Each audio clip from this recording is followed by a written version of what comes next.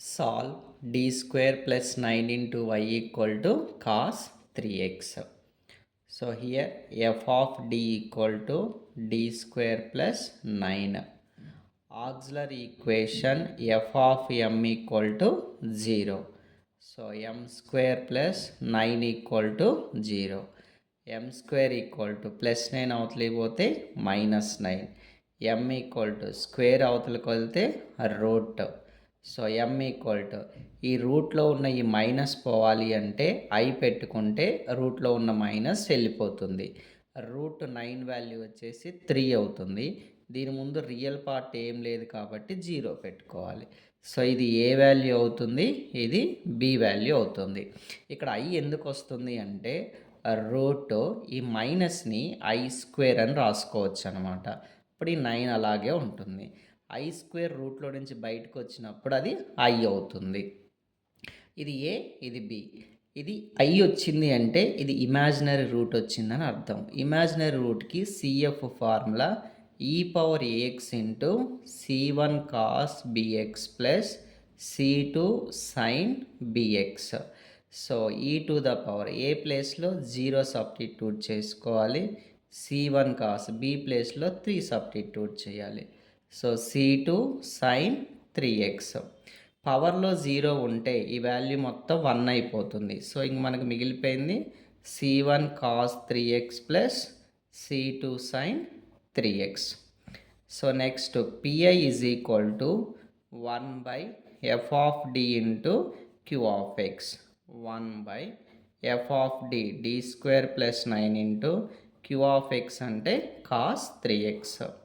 So put D square equal to minus of B square.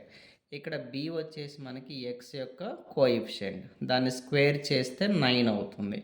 ఇది D square వాల్యూనే మనం డైరెక్ట్గా కనుక్కుంటున్నాం, ఇది డి వాల్యూ కాదు. సో డి స్క్వేర్ ప్లేస్లో -9 సబ్స్టిట్యూట్ చేయండి. అప్పుడు -9 ప్లస్ 9 మనకి 0 అవుతుంది. 0 అయ్యింది అంటే అది స్పెషల్ కేసులో ఉంది అని అర్థం. సో స్పెషల్ కేస్కి formula X by 1 factorial 1 by F dash of D into Q of X. So X by 1 factorial అంటే 1 by F dash of D అంటే గివెన్ ఫంక్షన్ని డిఫరెన్షియేట్ చేయమని అర్థం. ఇచ్చినటువంటి ఫంక్షన్ మనకి D square plus 9.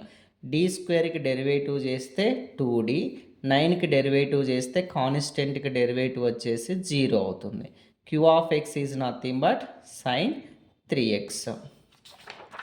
It is not cos 3x. So next x by 1 into 1 by 2d cos 3x. So x by 2 into 1 by d into cos 3x. So ఇక్కడ 1 by d is nothing but integration of this function అని అర్థం. x by 2 into integral cos a x d x is equal to sine a x by a. So ఇక్కడ మనకి cos ఈ 3ని ఏ అనుకుంటాము, sign 3x by A value వచ్చేసి మనకి 3 ఉంది. So X by 2 3 6 cos 3x. So general solution y is equal to CF plus pi.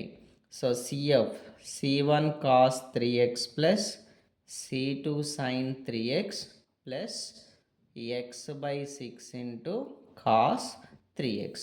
This is the general solution.